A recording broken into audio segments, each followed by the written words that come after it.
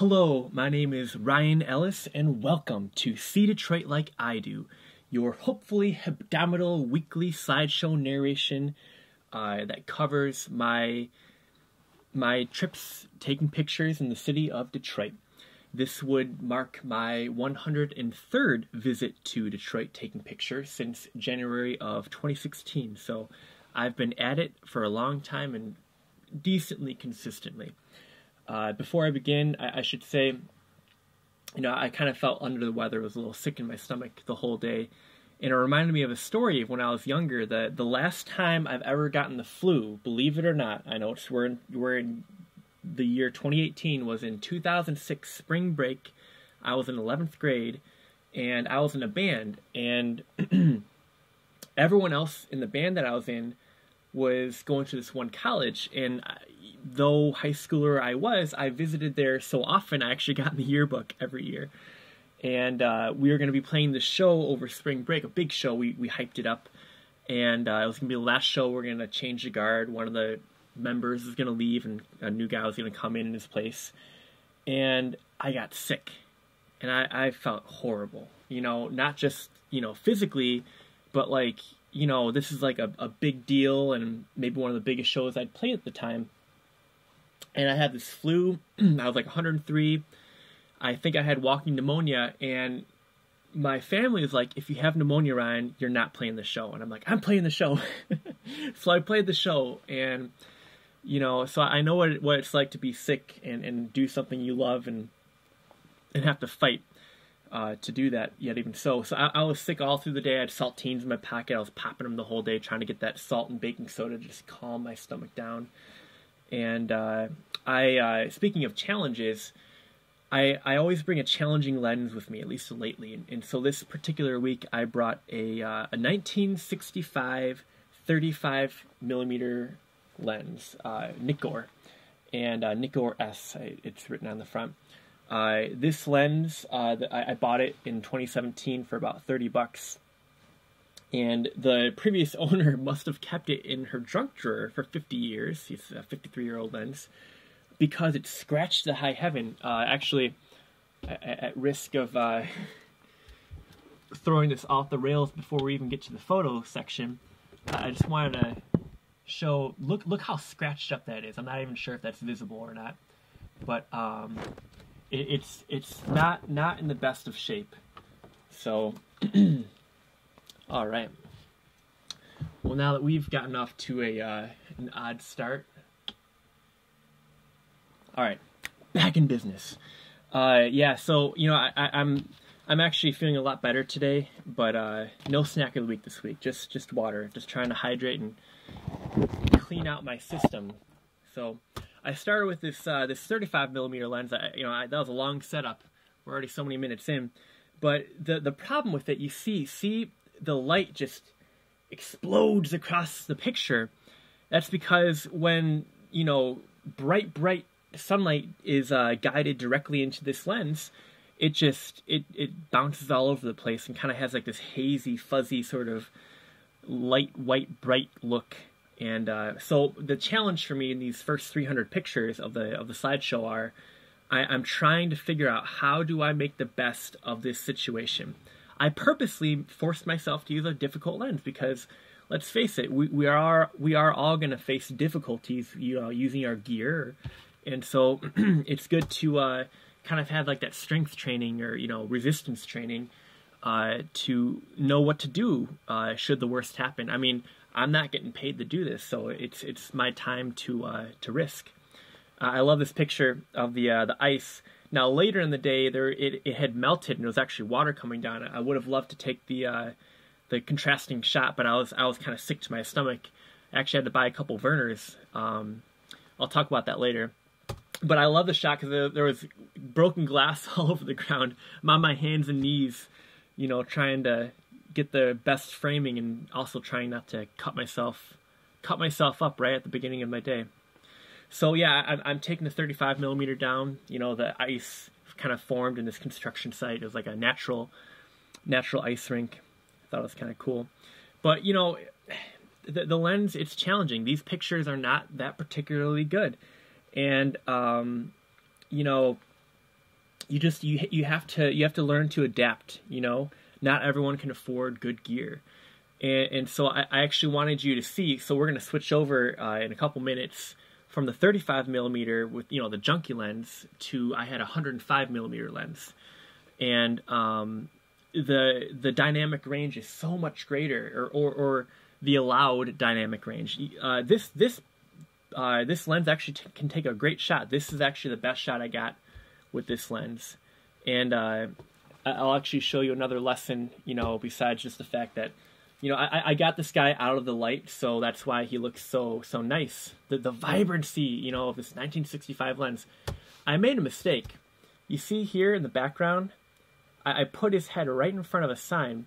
So all I did is I just moved the camera over a little bit, and, you know, it's called border patrol. You got to watch the border of the foreground person. You got to watch the border of the background, because surprise, surprise, you're the one behind the camera. You have to be in charge of what happens. Your subject's not going to be able to correct you unless if they're, you know, they've got an extra set of eyes somehow. But right here, check this out. It's a blog I wrote about this statue a couple years ago. This actually has a great connection to the city of Detroit and to France. So read that. I need to start writing more blogs in addition to doing these videos, because there are so many stories I simply don't have time to maybe say on camera. You can only say so much. In fact, I had many wonderful conversations on this stage, just like any week I'm out. I've got a lot of friends I like to talk to, and we like to have you know, friendly debates sometimes. And this is kind of funny. So there are these two empty parking lots, and this jackanapes, whoever it is, parks on the side because they've got like a fancy car. They didn't want anybody to you know, to park next to it, and accidentally scrape up against it. But I thought it was kind of corrupt, someone flexing their power, using their power to park wherever without getting ticketed like that. Quite unnecessary. So, but yeah, so here is one of the last shots I took with the 35 millimeter lens. This lens right here, 35 millimeter, 24 millimeter. So I'm not sure if I threw up the stats. Better late than never. Here are the stats from my day out in the city. I use a 35 1965 2.8 lens, 24 f2.8 from a 1971, and I have right here a 105 2.5 from 1981. So 1965, 1971, 1981. Got 3 decades of lenses here. So we're going to switch from this lens. Got a frog in my throat. Just talking about the French. We're going to, you know, go figure. We're going to switch from this lens now to the 105 right here, and see the difference in the dynamic range. You're going to see a lot clearer demarcation between the light and the dark. This is actually a pretty good shot for light and dark, but even more so once you get to the 105 right here. This is night and day, in my opinion. I'm not sure if you see it, but I mean, I can see it clearly. And it's a really rewarding, is the point I'm trying to make. It's a good thing to invest in good gear. And let me stress that good gear is not new gear, bad gear is not old gear. Good is good and bad is bad. There are brand new lenses that are way worse than this 30-year-old lens, or 40-year-old lens, or no, 30. Man, I'm bad at math today. 1981, however long ago that was. 40? Man. What a world. No, 30. Anyways, sorry, math. I'm a photographer, not a mathematician. Can't blame me. So I took a selfie right here with the 105.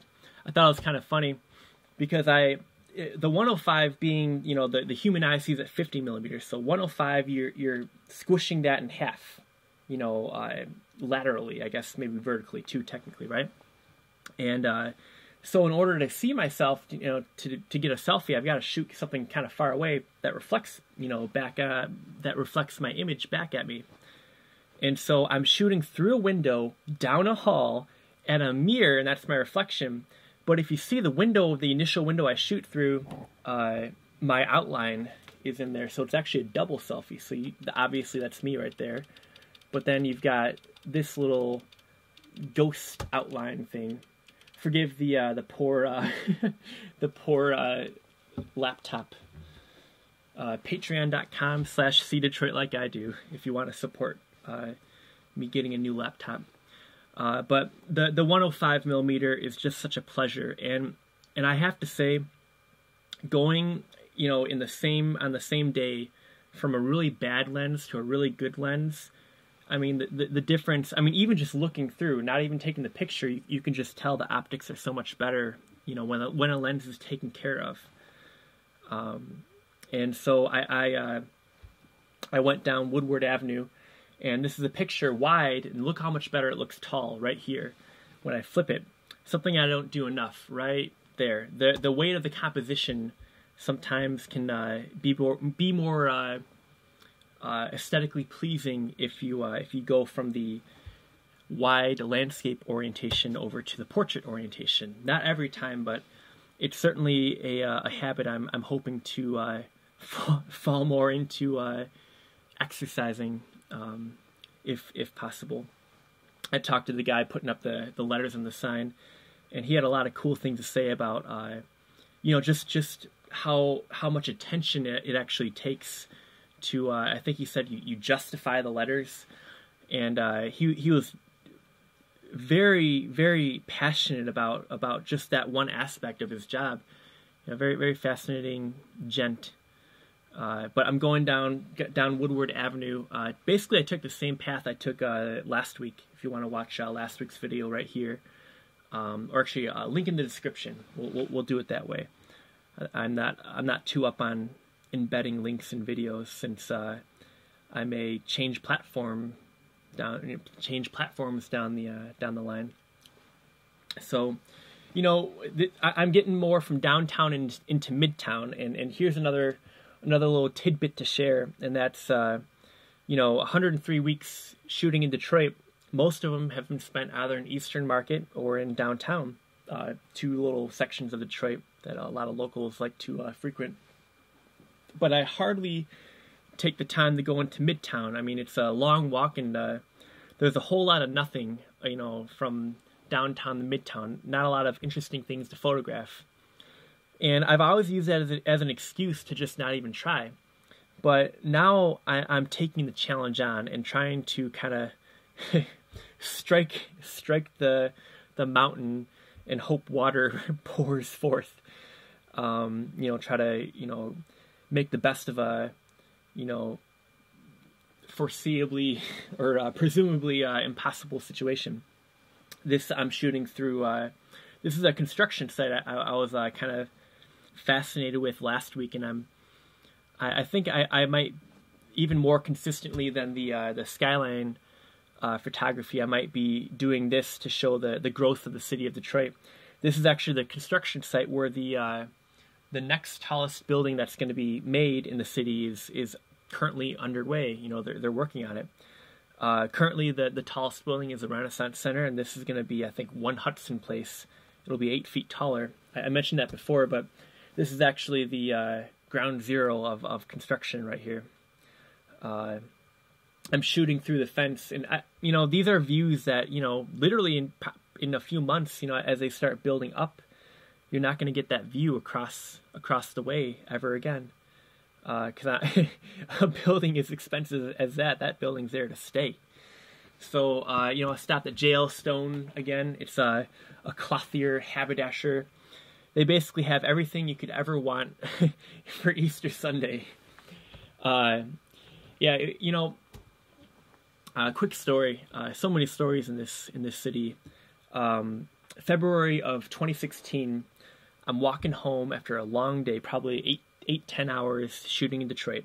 I've got my assistant at the time with me, and we're walking back to my car, and I just have my D800 with my 55-1.2 lens on it. Walking down Greektown, down Monroe Street, and a homeless guy reaches, grabs the lens of my camera, and pulls it. And I never take pictures of homeless people, and I thought maybe he was offended that I had a camera, and I wasn't taking his picture, just that I had it. And so my initial reaction was that of feeling bad for maybe offending him. And before I knew it, someone next to me said, "Oh, you want to take his camera? Well, I'm going to take your phone." Reaches and grabs, the homeless guy had a $1,200 brand new iPhone.